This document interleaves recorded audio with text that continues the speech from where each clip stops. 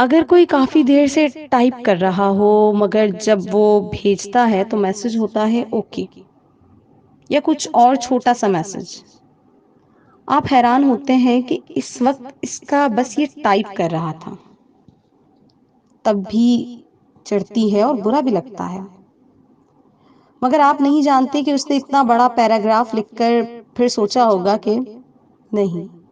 یہاں الفاظ ضائع ہوں گے، سارا پیراگراف مٹا کر بس لکھ دیا ہوگا اوکے۔ سو اگر آپ لمبے لمبے پیراگراف پڑھنا چاہتے ہیں تو پہلے اس قابل بنے کہ اگلے کو اتنا سیلف کنٹرول نہ کرنا پڑے اور وہ آپ سے ہر وہ بات کہہ لے